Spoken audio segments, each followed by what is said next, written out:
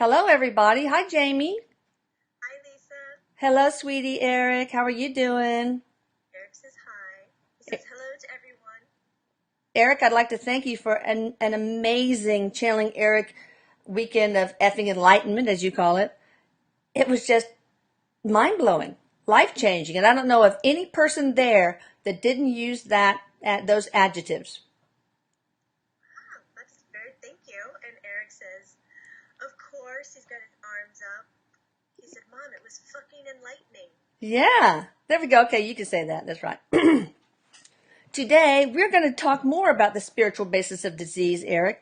But the last time we did that, you kind of rambled and went off on tangents. So I'm going to try to rein you in so that we can cover as much territory as possible. So, what I'd like to cover with each of these, and I'll remind you, is the spiritual cause. Like what is our soul trying to tell us?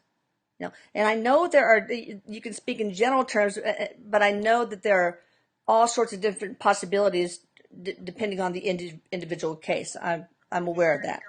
He's already going off on you on that specific topic. Oh, I know. That's why I thought I'd cut him off the past. But anyway, and you can include like if there are any past life causes, if that's a component. And then I also want you to tell us how to approach it from a spiritual basis. And can it be cured? Also, some of these are inheritable diseases. I'd like to know about that too. But anyway, we'll take this one by one. First, let's talk about something that you suffered with in life, bipolar disorder. There are some that are aggressive and there are some that are not. So if you could approach both of those, that'd be great.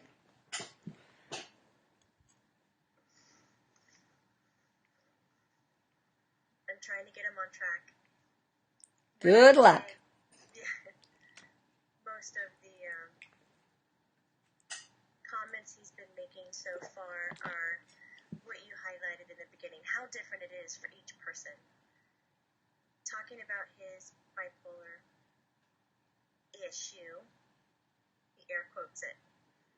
He said for himself, energetically, and he said, some people say bipolar is completely inherited. Some people don't sign up for that belief. He said, let's weigh both options. There is a group of scientists that says nothing is inherited. You actually manifest and create it on your own. I tend to sign up for that, he says. If it's something that you're looking for or that you need, you tend to create it for yourself so you can have it in the way that you need to use it to learn whatever the F you need to learn. Oh, come on, Jamie. It's so early. It's so early in the interview. All right, well, why does it seem like there's a genetic basis for many of these? I mean, why this is like a mother have it and her grandmother, etc. Mom, think about this. There are those other groups of scientists that sign up to believe that it is inherited, that how the mother and the father's DNA worked when they got together, they created this other specific pattern and so forth.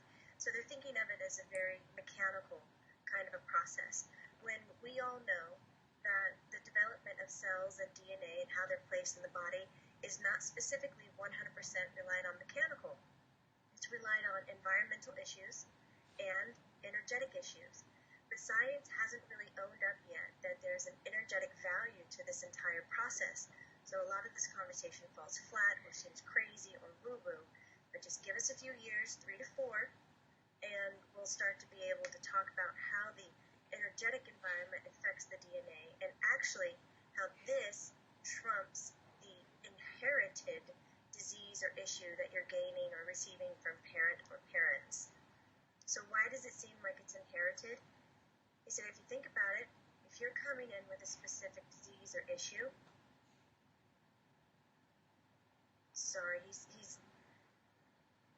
he kind of jumped rails and was talking about there's two different ways that happens. But so let's take this first one as number one. Go, Erik. So it appears you come in, let's say I have bipolar. I will definitely want somebody in my family or in my life that has it as well so that they can understand it so I can build a support team. Or maybe I was supposed to come in and be the first person with it, right? Mm-hmm. So there's lessons there that are wrapped up in it. But there's also, you know how we see, this would be number 2, Eric, different way of why you come in and it appears inherited.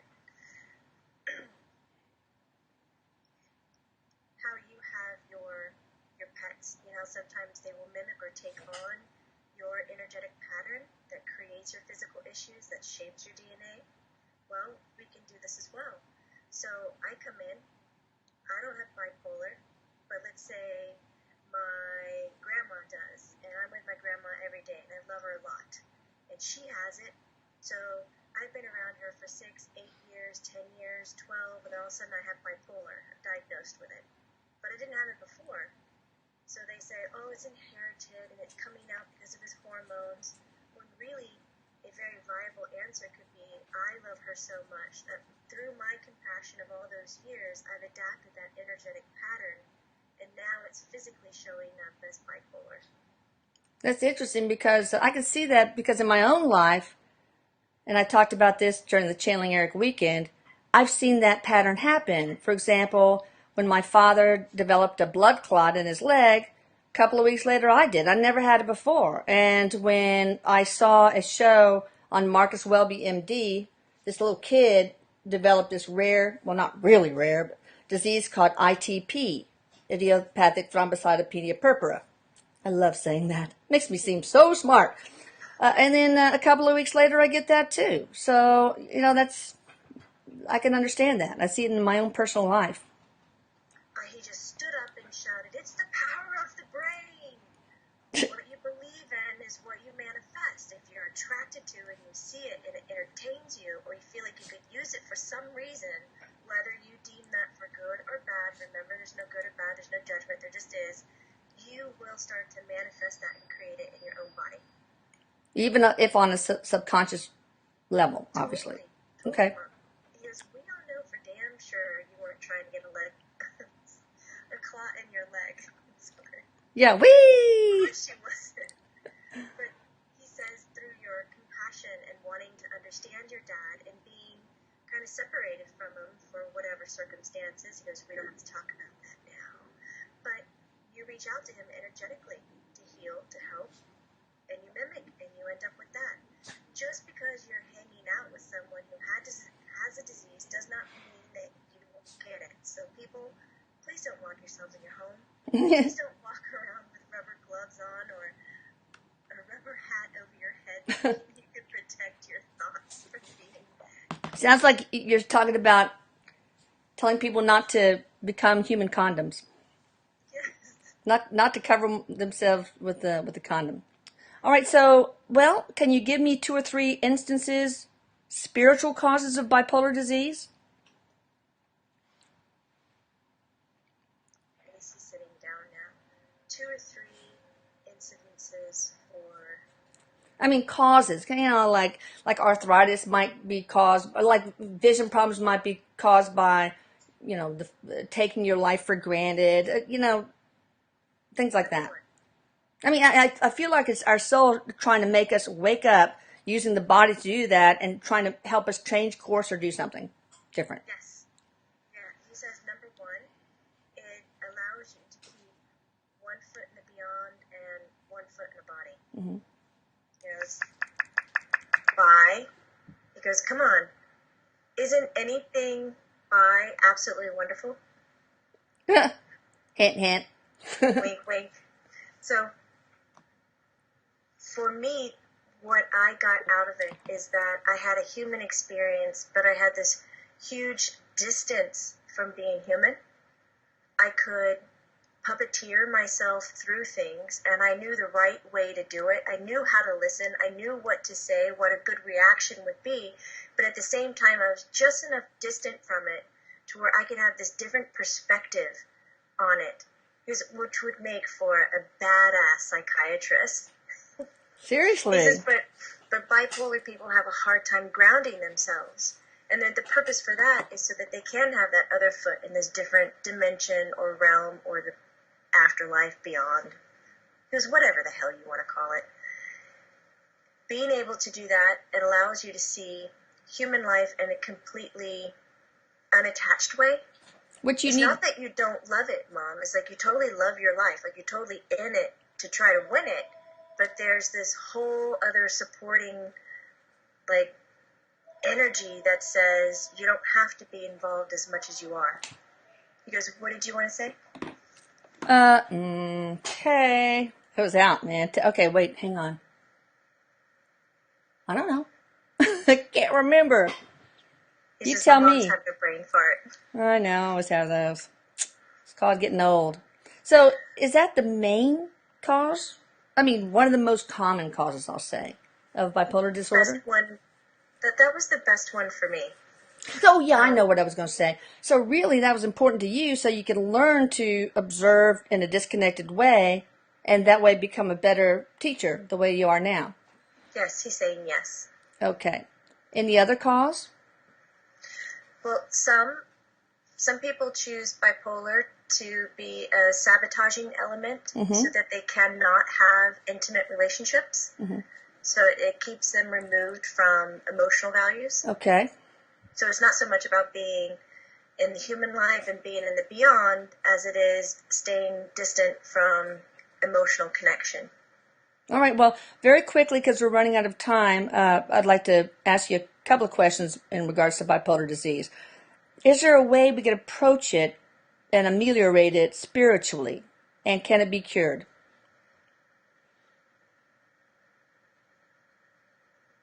He said, I believe that it can be cured. It would be in a more scientific way, in a chemical way, to boost the physical change in the human body so that the energetic patterns, so then you could take the energetic approach and maintain it. Okay. He said there's a marriage between chemical science and energetic science that needs to be admitted. You know, neither one way is better than the other nor more correct, but they can work together.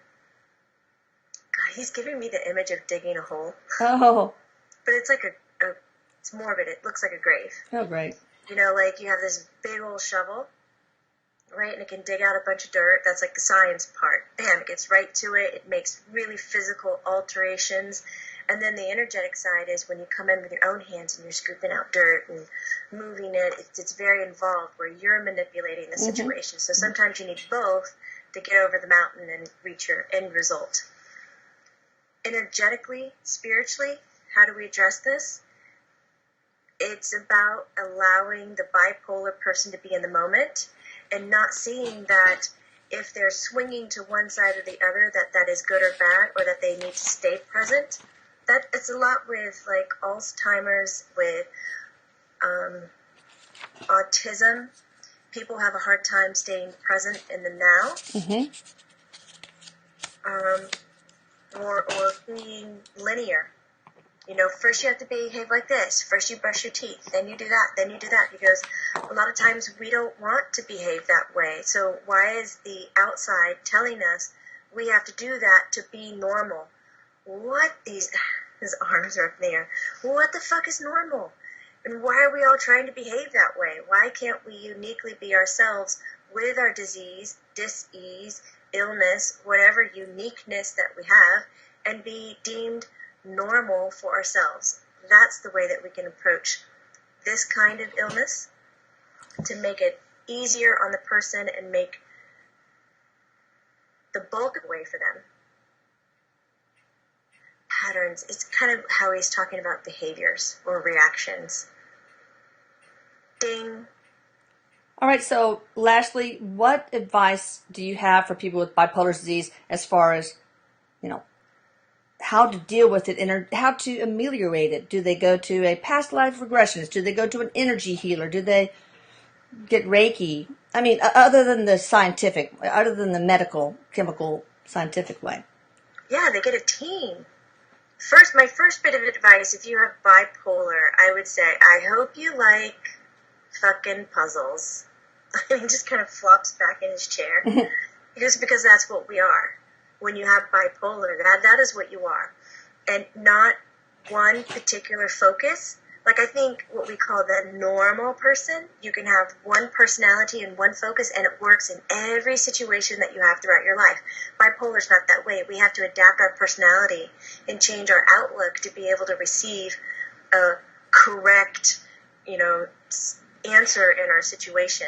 There's so many elements put into play for us by our environment and our external world that just doesn't fit, so we have to keep adapting. So there's not one approach, obviously. Just a mixed approach that changes over time. Okay. I would say have your doctor, have your therapist, have an energetic healer, and I would definitely do hypnosis work.